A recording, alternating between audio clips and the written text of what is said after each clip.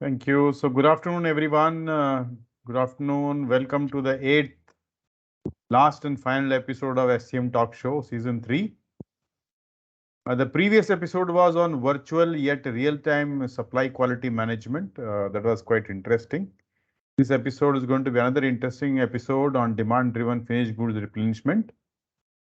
So usually we choose topics from the responses that you provide to survey that we have sent to all of you. And also we have to look for availability of good speakers. So like all the time, we are going to record this session. Recording is already started. And this session is going to be available for free on our KnoWerX mobile app as well as KnoWerX YouTube channel. So you will be able to view after 3-4 days on these two channels. And we are putting everyone on listen only mode so that you can send your questions in the chat box. And depending on the availability of the time at the end, we will try to take some questions. So to begin with, it's my pleasure to introduce today's speaker, Mr. Amit Baveja.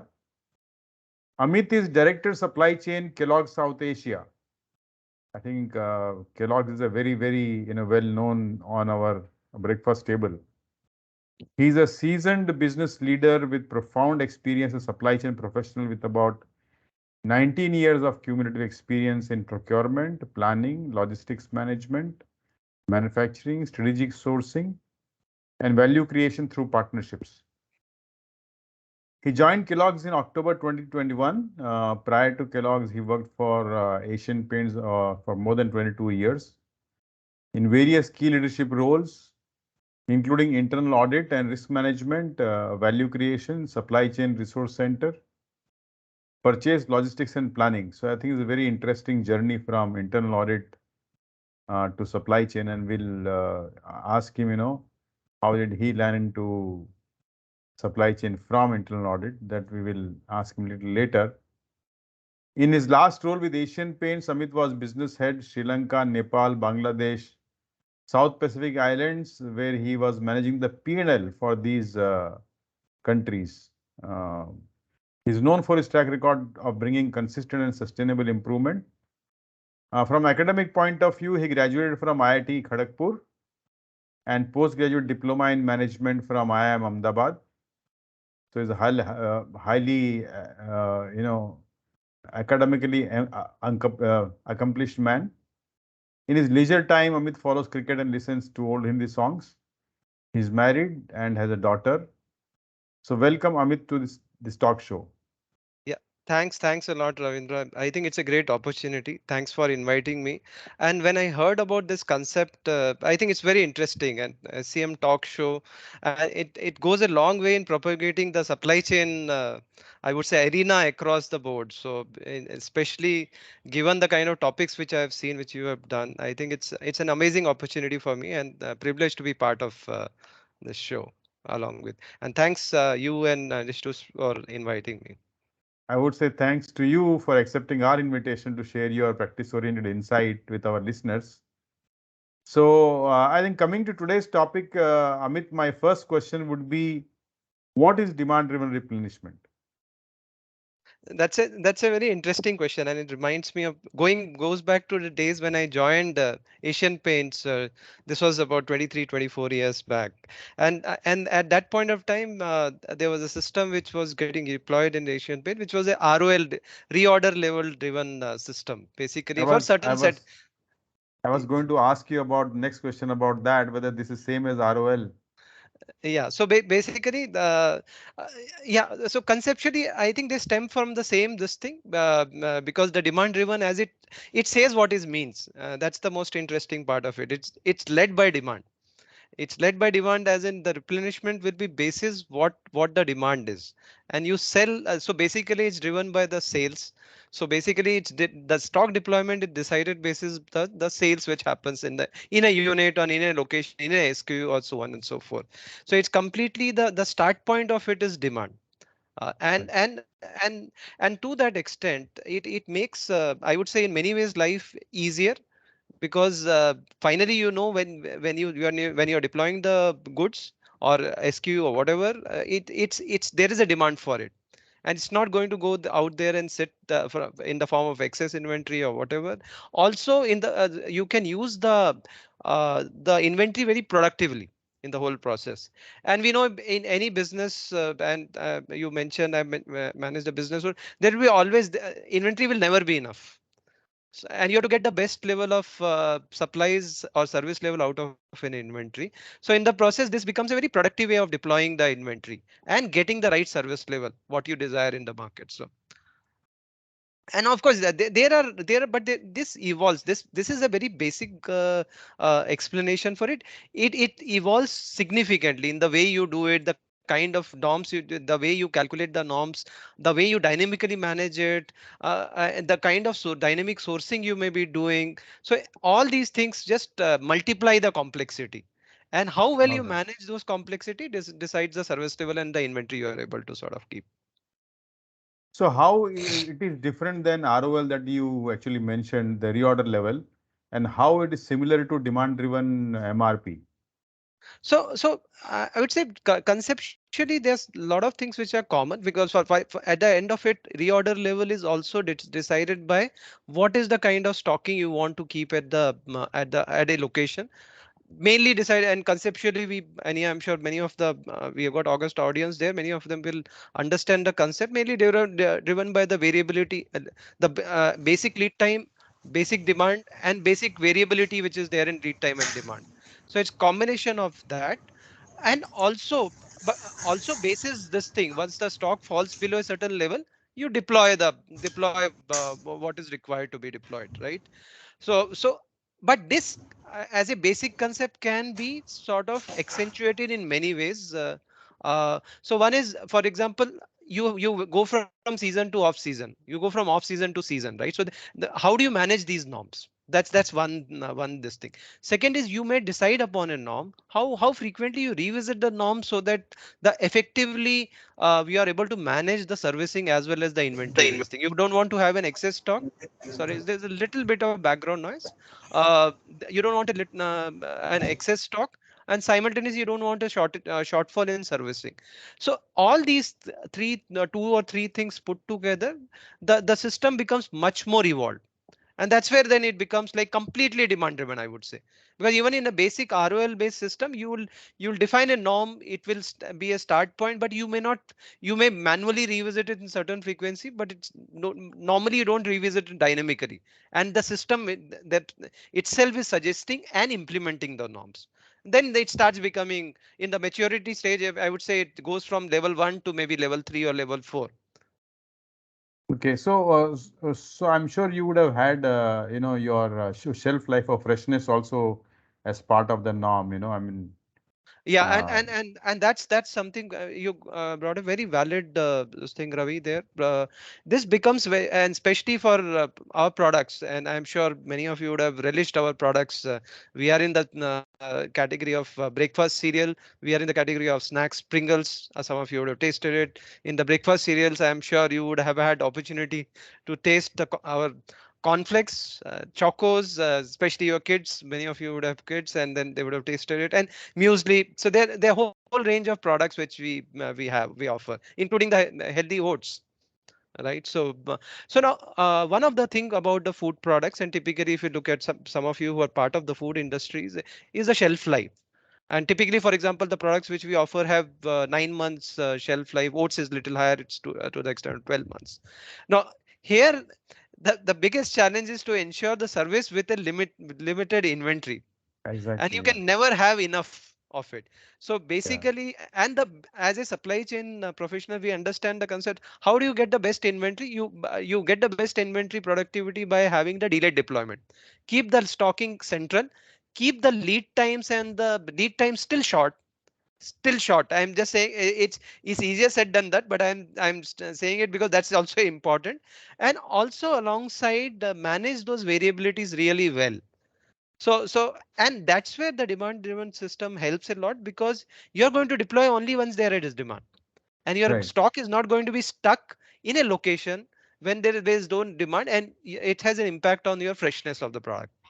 Right. So it becomes very, and it's a very, very important dimension. I'm telling you, there are customers, for example, in many of the customers will not even entertain. And when I'm saying customers, as in it will be either the big retailers, or top end e-com and the modern trade. This thing, they may not want to keep the goods from our side who have caused maybe X percentage of the shelf life. Also, it's not Right. about Right. by 9 months is the shelf life, and they may not even desire to have it more than say X percentage of shelf life expiry when it's there. So then it becomes even more important that what our customers are getting are the fresh goods in that sense, so Yeah. that they have the maximum time in the for with themselves to deploy this to the consumers effectively, which are people like you and me who are going to have and enjoy conflicts. Right. So is it similar to demand-driven MRP? Is this concept is similar or same as that? It is exactly same as Okay. demand Okay. driven test. So basically it's a combination of when you are having a demand driven MRP. So you will have a norm defined, and Right. which you will revisit dynamically at the, and this is norms is defined at the selling locations, if I may call it, Right. Right. which is the CFA locations, which in common parlance what we will talk about. Right. Also, but that is one part of it. You need to also support it through a inventory which is lying centrally, because otherwise, Absolutely. what will this MRP deploy, right? Suppose, Yeah. yeah, there has to be a stock at the central level, and to that extent, managing the storage has to be there at the central level, so that you can deploy this thing. So this combo ensures that you react to the demand when it's there, and very proactively still. Okay. Okay. So my question is, what was the system earlier that was being followed, and what were the challenges earlier? So we had earlier, many of us would have experienced it. Is the earlier it was a push-based system. So they were focused defined at the individual locations, which is we got 20 plus CFA locations. So they'll be focused defined at that, and the stocks will be deployed basis the focus. So it was a Okay. purely a push-based system. And also it was manual in nature, in the sense somebody will calculate this in, of course, using Excel sheets and so on and so forth, even macros, but it will get deployed basis the forecast. So it was not really demand driven, it was focus driven deployment. Okay. In which Okay. case, the obvious issues which we can think of were there prevalent. Of course, the servicing was something, because since most of the stocks were already deployed to the locations, servicing was something which is a matter of concern, because we were the sales variable reaction to the sales variability was limited. The issues of freshness were maybe significant in nature at that point of time, and all service levels, of course, we saw an opportunity which can be clearly improved. And so basically all the three dimensions on service, freshness and the inventory, we had an issue which are there. Okay. Okay. So, I mean, how bold were you in implementing this new one? I mean, how did you go about convincing? Did you do any piloting or something, or how did you go about it? Yeah, so I so mean, any it's so difficult to convince people to change a methodology from X to Y. Yeah, yeah, and I think you have touched upon the very, very important point. And while it may look like to us in the supply chain, this thing, it's a simple, logical, clear concept as a this thing which will give result, right? But once we are used to a certain system, and we are used to seeing stock at, suppose if from a sales perspective, I'm used to seeing, and I've in my last role, as I was I've done sales also. So in that Okay. sense, I'm used to seeing stock at my end. My end as Yeah. in my CFA location. I'm Right. part of, suppose I'm handling that geography. Say I'm just for the hypothetical this thing, I would just say I'm handling Hyderabad unit. I'm used to seeing stock at my end. So I know whenever there is this demand, I have just all the stock. Compared to if I have some only X percentage of the stock which I'll be having, and most of it will be sitting lying somewhere centrally, it's never easy for me to sort of let go of that stock unless I am clear that this is for my good. And that's the process, I would say, some of our team members went through in terms of explaining, giving that rationale very clearly, why the service level will go up, why the freshness, which is what if freshness is an issue, even from a sales perspective it will be a problem, right? So, and I think to that extent I would say, and many of them I sales persons in the organization I interact with, they've been very understanding and very rational about it.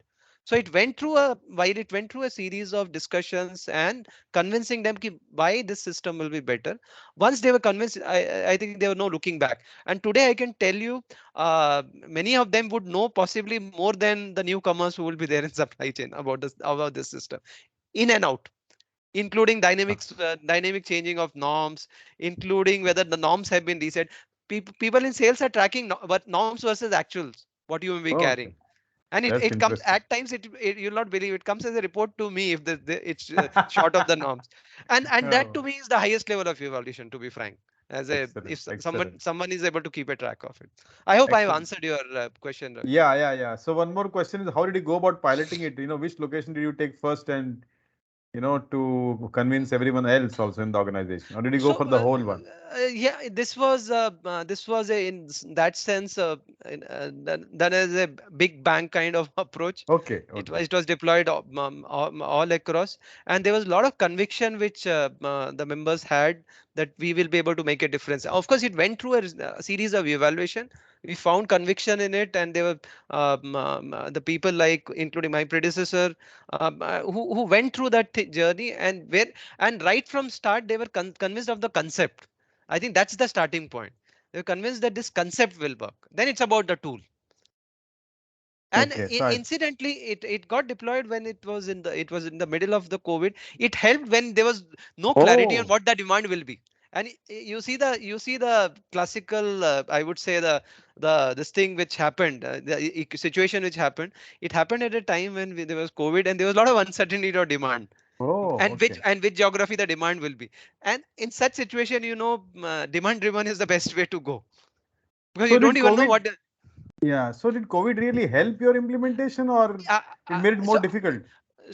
I would say we implemented it, and COVID sort of in some sense set the platform for a great implementation, or in I fact am sure. I it am was the sure. right thing to do at that point of time, possibly. And Absolutely. then and Absolutely. that gave further conviction to the team and also the sales team. It's not only about But supply I chain think people. your team were very, very confident about it. That's, Yeah, I I think feel good about that. we have bunch of very capable members in our team, so I think they were convinced, and then the results were out there. So So did some of them have prior experience in other organizations on implementing such technique? so I would say it was a mixed this thing. Some of them didn't have any experience. In fact, there's Oh, one individual who was part of this team who led the project. Also, he played an integral role in the project. Comes from a strong sales background. And oh, though he oh. was also managing the IBP for us. So in that sense, he had a very good supply chain perspective. He got that freshness. This thing, our supply chain director at that point of time was very convinced about this as a concept. So he had seen it, in some sense experienced it. So, and there are a set of other team members who had experience in some form or manner, may not necessarily, but directly. All right, all So we right. had it was, as I said, it was a mix of experience with DDMRP, which was there. Some of them were not having at all, and some of them understood the concept and went with that conviction, and some of them possibly had little understanding on basis the experience in some other organization. So since you said IBP, I'm sure you were using SAP as an ERP. Were you? No, presently we are using SAP as the this thing, and of course at that point of time it had just started. Okay, okay, And when I'm talking about, this is for forecasting. Otherwise, the ERP system is Oracle, is what is okay. getting this thing. Uh, we are of course in the journey of transitioning to SAP. SAP. Okay. And so for this demand-driven planning, did you use some other software or you used SAP? No, so we used Oracle. Okay, Basically for the dynamic data management, or basically the transactional data management. Pardon me. So okay, all the transactional data came from Oracle in a okay. certain frequency, and then basis that there is a tool which processes it and then gives back the indication to the transactional system, or to people who are sort of responsible for the deployment of So you materials. defined all the norms in Oracle. Yeah. or in Yeah, so Excel maybe some. yeah, so norms are defined in the tool has the capability of having the norms and this thing, and it also revisits the norm dynamically. So, I'm very curious when you keep saying dynamically, is it every day or is it every week or how, what it is? So of course it happens with a certain frequency. No, and it doesn't react every day. It Okay. sees it for a week, 2 weeks period, sees the this thing, and basically there are multiple zones which are defined. So basically stock against norm. What is at what level it is. So there are bands which are there. So without getting into too much of detail of it, it will be like, say, I'm just keeping it slightly hypothetical, but it's exactly represents what we have. So it's like, suppose I say it's most of the time, suppose the stock norm is versus the actual stock is say 50%. 50% of the this thing, so then it will react and it will sort of decide that maybe it has to be relooked, and then we need to sort of increase, because more often you are seeing you're going closer to the red zone. Uh, and if you are seeing say black zone, which is basically stocks are completely vanished and there's complete stock out, and then the norms will get this thing revisited more quickly than later. Oh, okay. Okay. So it's Okay. a signal which goes in and it gets intelligently processed after a certain period of time. So it's I not see. like daily, I because see. otherwise the system will become nervous. Very good. And Yeah. then I hope this So, answers your point. yeah. So my question, how many CFAs, how many stock location, I mean, including the central stock location, how So we many have got SKUs, how many SKUs, so, so many locations multiplied by SKUs. So what yeah. was So we got the size of we have got implementation? Yeah, so we got about 22 plus 2 central locations, so 24 locations in the range of 100 odd SKUs. So that's the kind of size in this thing which is being looked at here. And also, but dimensions are more, because demand, the feed will be like, it's also about season to off season transition, off season to season transition. So the data point which system will have to look at, it will be slightly higher than that. Okay. So now how much time did it take you to implement and the rollout and stabilize? So it would be a period of, I would say 6 months, 6 to 9 months. That was quick. That was very quick. That was definitely quick, I would say. Yeah. So that's very appreciable. You guys must have been busy for Yeah, those at that 6 months. point of time, yes. And if I may ask, what was the total investment?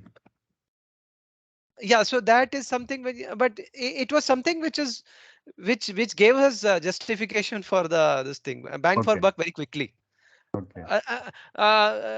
Given our size, it was reasonable investment which we had to this thing, but yeah, it gave us bang for buck very quickly, I would say. It was So, I something which mean, was. what would you say to the listeners about this new methods? What benefit it gave you and So what benefit clearly, it likely to give you? so it gave a few percentage point improvement in service straight away. Helped us improve the freshness and also the inventory productivity. And as I said, it got implemented in COVID times when you had the biggest uncertainty which was there was Absolutely. on the demand, right? So Right. and no better system than this in those times. So Yeah, so qualitatively. during COVID, all forecasting would have failed in any case. So, Yes, and then you possibly needed this kind of system. yeah. So it set the right platform as well, and over a period of time, we did realize the benefits coming out of this thing clearly. So, did you So have any comparison between the earlier system and this system? How much inventory you saved? How much capital you saved? yeah, we did have this thing, and then basis that we talked about also whether it's justified that this thing, and broadly we felt that it's went in pretty much in line with what we had sort of envisaged internally, which was put up as a proposal. So so definitely it's an investment which is, I think, worth considering, I would say. Uh, from members who are there here, the listeners. I think something which is there, depending on the maturity of the system which you already have. So, what were your major challenges, if I may ask? So Was it of only course, change management or it was more than that? no, it's also about conceptualization of the whole thing, because as I said, somebody who it's also start with shift in the mindset of our own, and when I'm talking, it's not change management mind, this thing where you have to drive the change amongst this thing. Our own the people who are responsible in the implementation, our own mindset, whether we'll be able to take the plunge and ensure that things will only improve. So that was the that but that I would say was the tipping point. And then also deciding upon the norms. How do you want to keep it? How do you want to dynamically revisit it? All these things are a big matter of debates and discussions, right? So the rigor which goes in there decides what kind of output which you derive out of once the system gets implemented. So I think there was extensive amount of time which was spent in designing the system, if I may call it.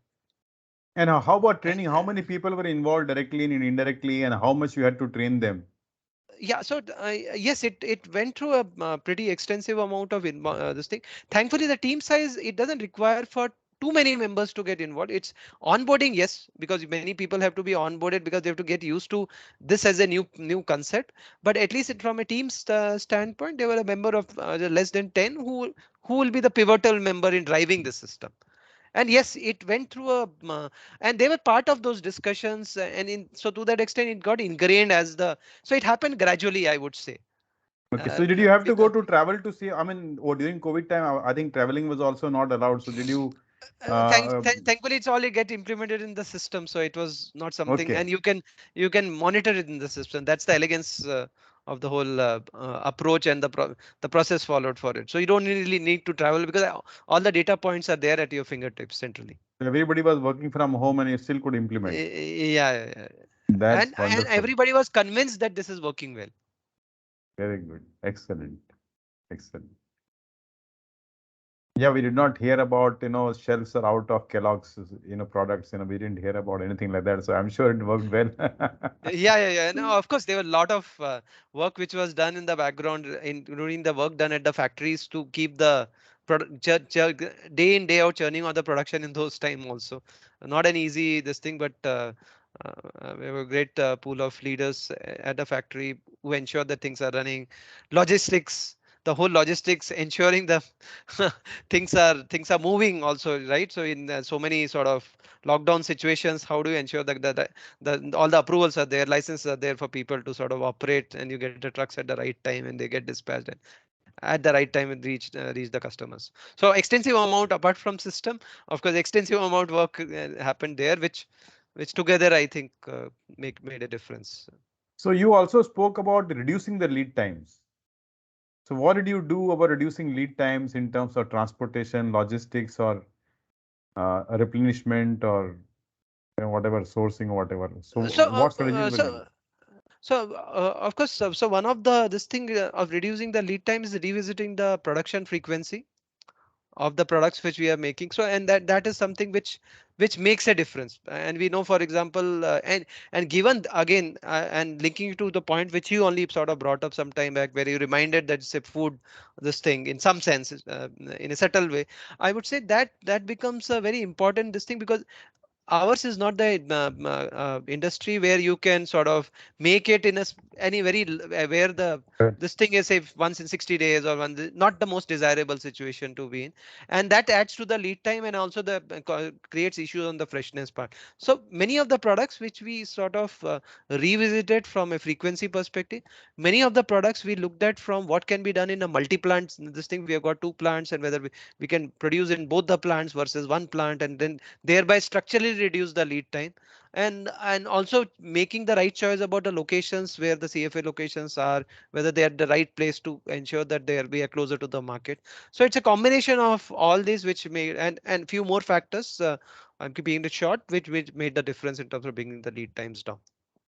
So how difficult it was during this COVID time to manage logistics? Actually, that would have been very difficult. And if your objective was to reduce lead time in addition, that must have been more difficult. Yeah, yeah, I think there was a big uncertainty. I remember, and this is something because so I am also talking from a perspective of an individual who has joined little later than that. So, and you can understand from my conviction the kind of work possibly team would have done, and which I am completely owning it up, because the kind of work which they did. So, and it was right from the day one when the lockdown sort of happened. At that stage itself, we are one of the first company to ensure that we get the all the licenses in place, for all the approvals in the place for the transit, all the transit approvals passes which were there. So and that and then of course to that the extent that conviction happened with the some of our logistics was provided to the logistics partner also, that we can, if this is the way we are looking at, definitely we mean business in these times as well. We want to ensure, we want all the safety precautions to be taken, and also do business while being very safe and sensitive to what are the norms, and also from a people safety standpoint. And thankfully I think that really helped in terms of ensuring that there were minimal disruptions in the supplies. We could ramp up and respond back in a very resilient way in terms of those time. And Excellent. I think once the process starts, I think then it multiplies the, yeah, in terms of how you can sort of implement, more ideas come, and then that effectiveness just multiplies. Excellent. Sounds very good. So I think our listeners may want to connect with you if they have to think about implementing demand driven, I mean demand driven planning or demand driven something, Yeah, right? I'm very happy to sort of connect if there are any this thing separately whenever somebody wants to sort of connect in, and we will share to the extent possible, we'll share the experiences. And that's it. Of course, it's a demand driven. This thing is also a well deliberated call, right? So it also depends on the context you are in.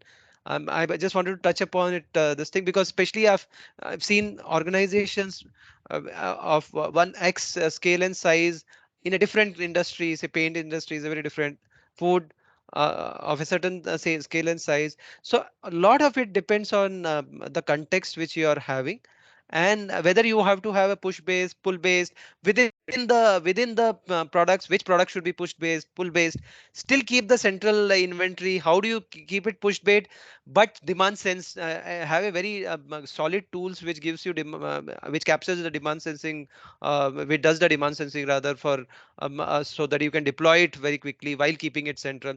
So it's also depends on the lay of the land which we have, the supply chain landscape, and it, if that is well understood, it can sweetly fit in the context which we are in, or one the company is in. So I would not say it's necessarily that in all scenarios everything will sort of be. It's also about picking the having the context and choosing where it fits in the best, and then it will work beautifully. So did you have any external consultant to help you in this journey? Yeah, of course, for the tool, the implementation partners which are there, tools, of course, from a tools standpoint. So they help us in this journey All as well. right. Okay. So now coming to the next phase, I think you when I was introducing you, you have very interesting background, from internal audit and sales and to supply chain management. So I just want to ask you, where did you start and how did you learn into supply chain management? It happened reverse. I started my career in supply chain. Okay. So basically, after my PGDM business management, I joined Asian Paint. Started with as a distribution person in supply chain, so Okay. very close to sales, and so that's where I said I got exposed to that reorder level based systems in Asian Paint. So I started my career there. Saw various parts of supply chain, procurement, logistics. Planning new products, handling, and then including strategic sourcing and partnership with the vendors, handled a technical commercial role also in Asian Paints. And then there came a point where I felt also there this thing to look at some of the other function, experience the other functions, and I got this opportunity to head the internal audit and risk portfolio for Asian Paints. And so I think in 2017, so I happily lapped it up, and then 2.5 years I did that. Then there was an opportunity for handling a business role. It was possibly a logical step point. That's this thing. So I was there in fact in Sri Lanka for a period of 20 months, 21 Okay. months to be precise, Okay. Okay. and I was handling businesses for few of the South Asian market, of course excluding India, and it was a very interesting stint. And I can assure you, in all these stints also, supply chain remained very close to my heart, and a lot of skill set which I had gained during my supply chain stint, I could deploy them very effectively there. And That as is the what context, that was the question I was going to ask you. Out of all these, the stints that you have, which one you enjoyed the most, and where you would like to be in the long term in your in your career, and So, why? so I had two options. Of course, one is the role which I am playing, right? End-to-end supply chain, and there was opportunity in Kellogg which came up. I really sort of this thing, given the kind of opportunity and the culture the organization has. So that was one choice which was there with me, and I chose to take that path. Other choice which was there was what the role which I was doing in this thing as a business head. So there was a P&L option or P&L responsibility or handling the end-to-end supply chain this thing. So and this opportunity came up, and then I just this thing in terms of, yeah, because I had not done while I had significant experience in supply chain, but I had not done end-to-end supply chain, including manufacturing. So and I not really regretted the decision at any point of time. I think it's get this thing to end-to-end, and that too in these times, right? So where More end-to-end you challenging. can make a big difference. Where you can More really challenging. make a big difference once you are Yeah, yeah. this thing this role.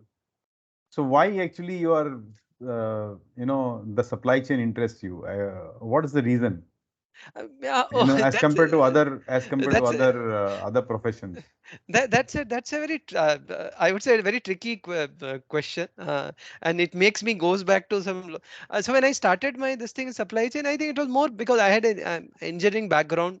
You you could relate to some of the supply chain stuff very closely, and that's how it started. A lot of things are logically driven. You go by logic, the calculations, maths, and this thing. Maybe that was the initial part of it, and then once you sort of, and I'm telling you, as it sort of happened with then, and this I'm talking about 23 plus years back, and then and possibly then I felt that this is a place where I need to be.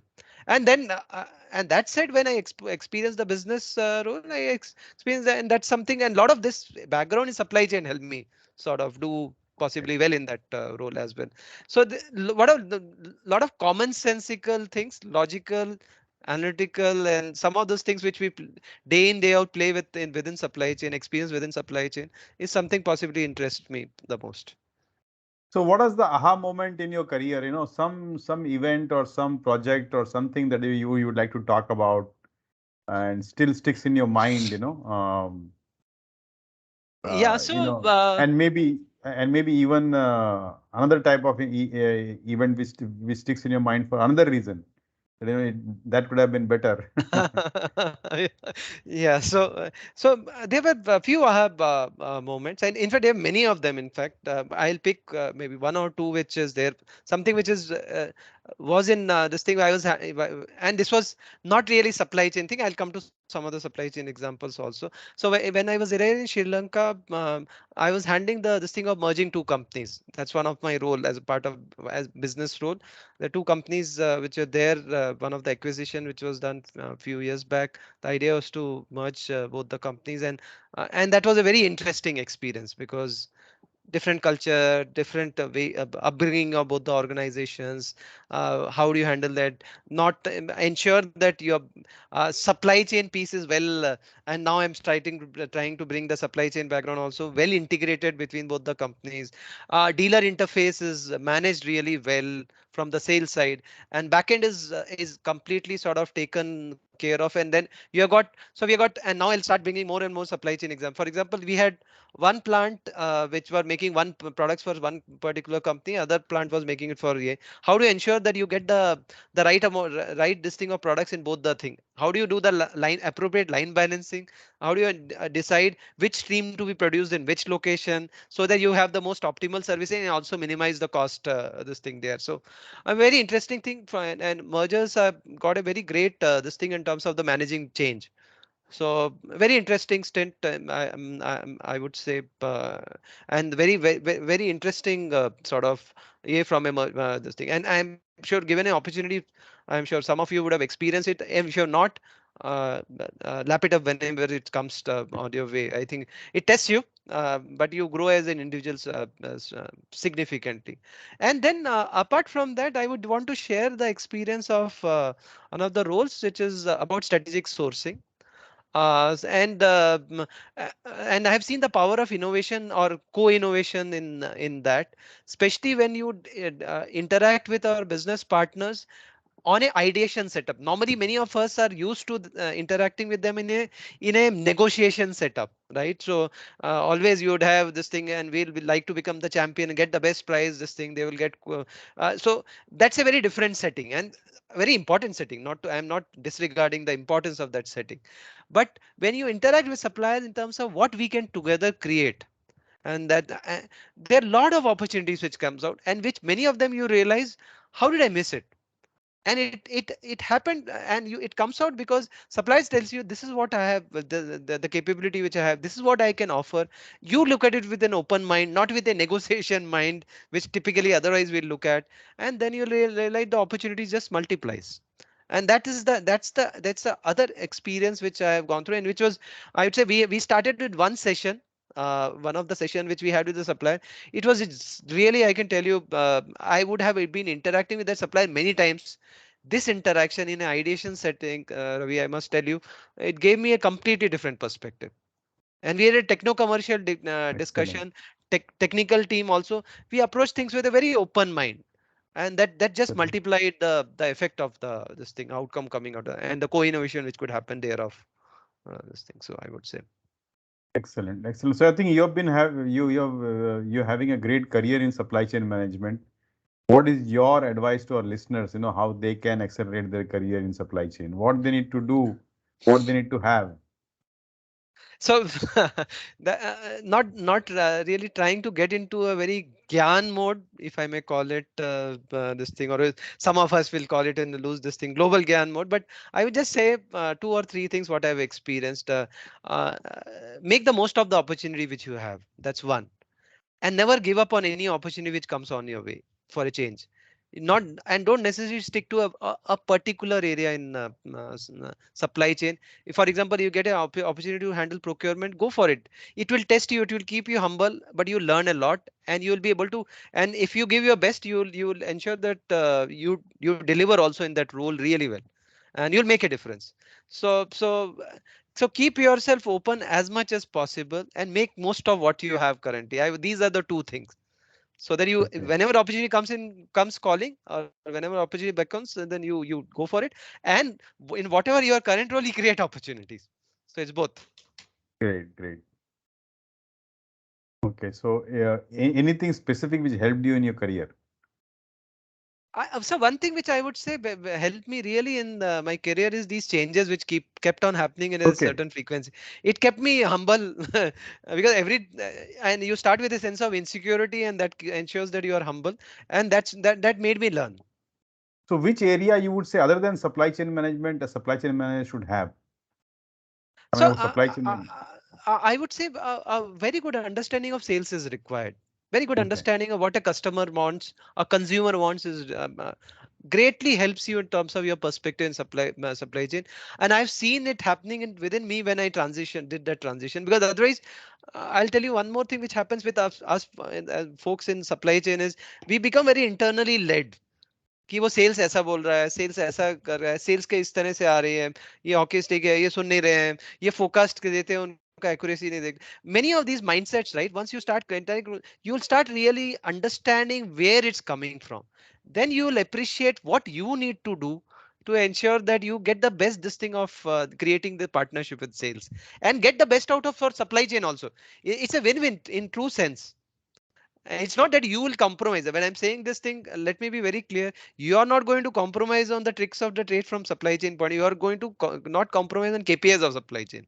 Believe me, you'll get best there, and also ensure that the servicing happens, and the sales team also is sort of well serviced in that sense from their side, and they get the right support without So it'll compromising be on. so it'll be sort of a recommendation to organization to rotate jobs or switch for some time at Or least. other that's of course one option. Other option is also visit the customers in a certain Okay. frequency. Okay. Visit the Okay. consumer along with the salesperson. You'll be able to relate to the needs much better. Yeah. So I was actually consulting to one automotive company in India long back, long back. Hmm. They used to send the R&D engineers to, I mean, customers. So they were manufacturing tractors, and the R&D engineer and salespeople will go to villages, go to all these farmers, and that was Yeah, quite interesting experience for them. and I'm telling you, it's very impactful. It was very wise on their part to sort of do that thing. It does make a difference. It may look like initially that when they visit, what will happen, and then it's not their job, but I can tell you, it's shifting mindset, it makes a big difference. Looking at opportunities makes a difference. It gives a person independent point of view of customer. Not, you don't need to only rely on the salesperson for what a consumer wants. There is a, you have your own this thing, which also can be little different from what a salesperson tells you, for that matter. So it does Okay, makes a so difference. I think we had an excellent chat, excellent question answer session. I mean, I have learned a lot from you. You know, I mean, and you have been very, very energetic and positive person. So thank you Yeah, so I much. think And we'll take thanks to questions the, from. yeah, thanks to the questions which you asked. I would say you it was Ravindra driven MRP in that No, sense. not really. So let me see if our listeners have some questions. We will save some time for them. So Nistush, Yeah, are there any Yes. questions from listeners? So first of all, there couldn't be a better ending to this season 3 of SCM Talk Show. Incredible session and what insights, Amit sir. Really nice, and the thank way you. Ravi sir you have hosted it, and exactly, I've like the question answer the flow. It was really amazing. We definitely learned a lot. So we have a question from Nitesh. So Amit sir talked fondly about the importance of good supplier partnership for co-innovation. My question is, how do we take along the suppliers on the journey of digitalization, especially the suppliers from MSME sector? Very, very interesting question, and looks like it comes from a context where you are struggling with that, as in, or you are at least, it's going in your mind in terms of how do I implement it. And I've experienced this as a this thing. It's not an easy, let me also clarify at the outside, it's not an easy transition, and especially at times it may look at how it, and it also depends on the kind of investment which you require at their end to be done. But that said, I would still give you a silver lining it, and I have experiences, and that's why I'm telling you. A long back, and this I'm talking about 16 to 18 years back. At Asian Paints, I had experienced this thing of implementing the vendor portal. Okay, its own way. It was a digitization platform which was built in.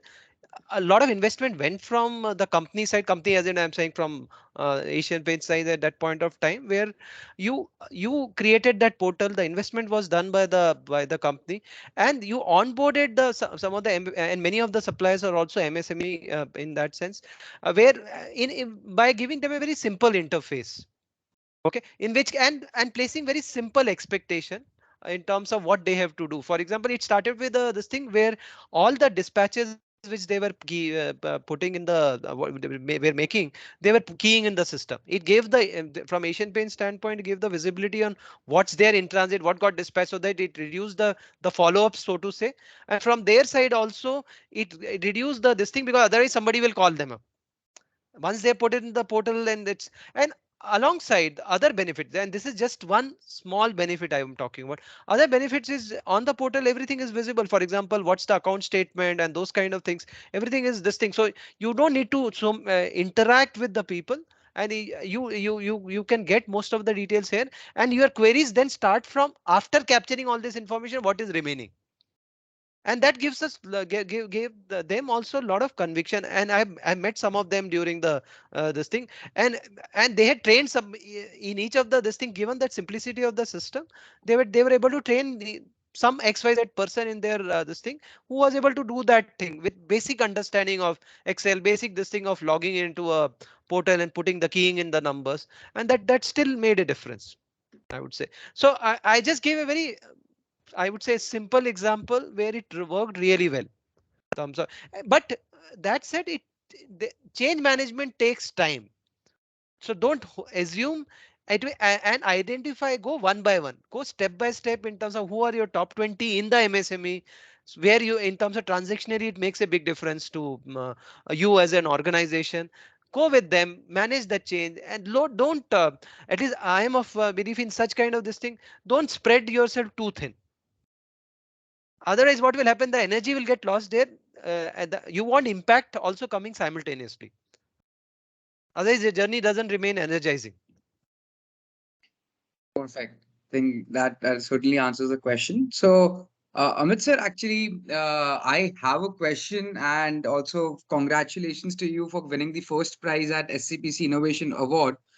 So, we have kind of taken the topic from there, and we would like you to, just tell our users and to the community what exactly was Firefly Project.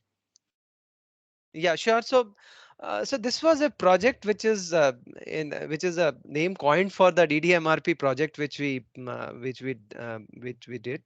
And as I said, we were having a system which was a forecast driven system.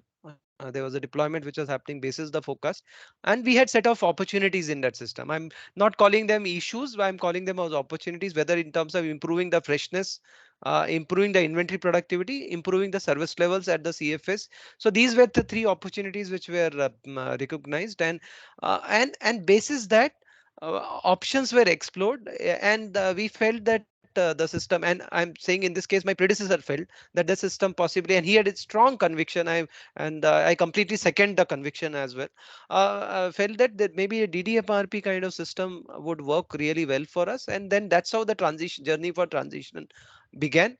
And we transition to a norm based system which gets revisited dynamically. These norms were defined at the CFA locations, also at the factory, in terms of what you want to keep it as a central stocking. So you got that leverage of the central stocking or the postponement of demand, as we understand in the common supply chain concept, right?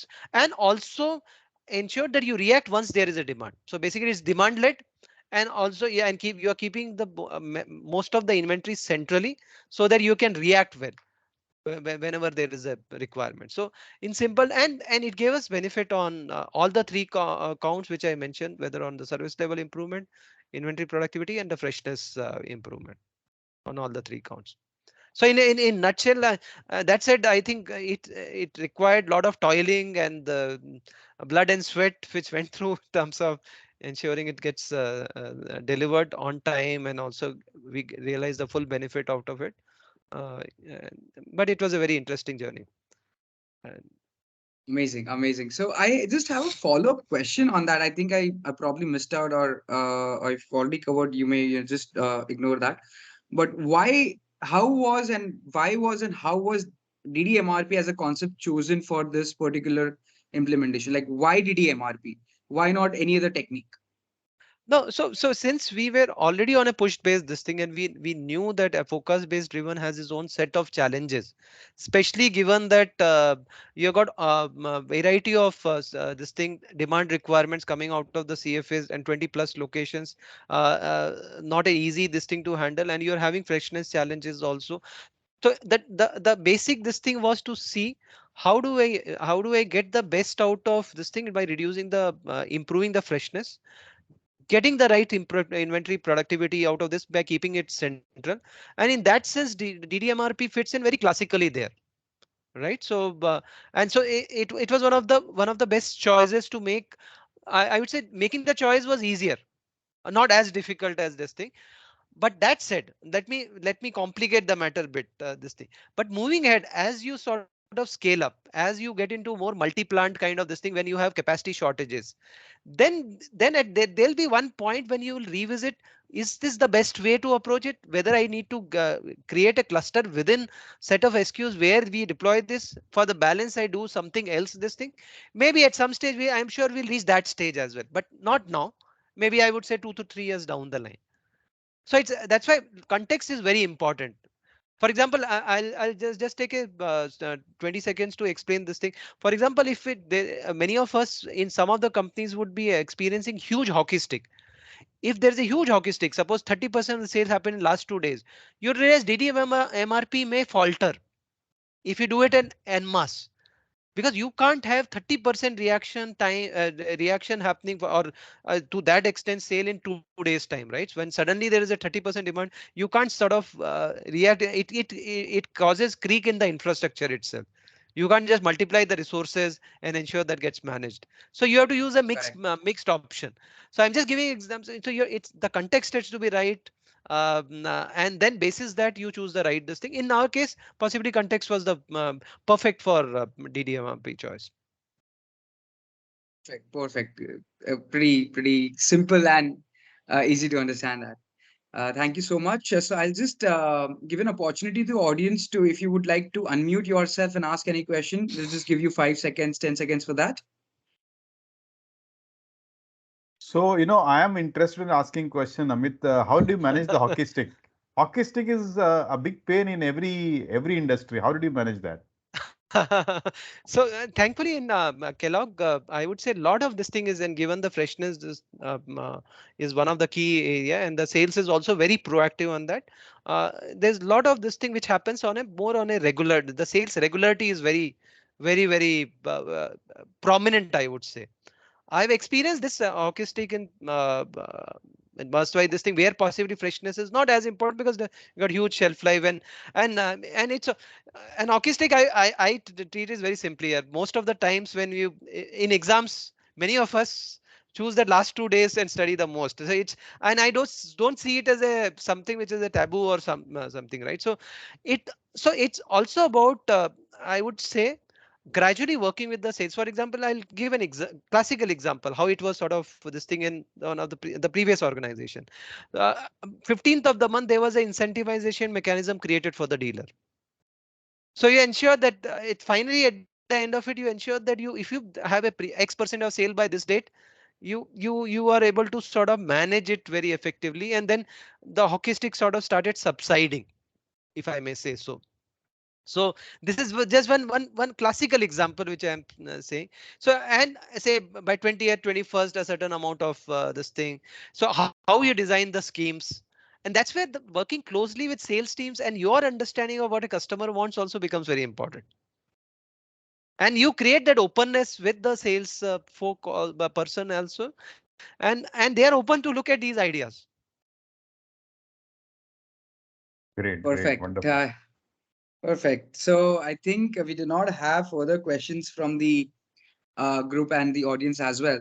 So thank you so much, Amit sir, for taking our time, joining in and sharing such wonderful insight. It was really a wonderful session and couldn't have expected a better end to season 3. Thank you so much for joining in.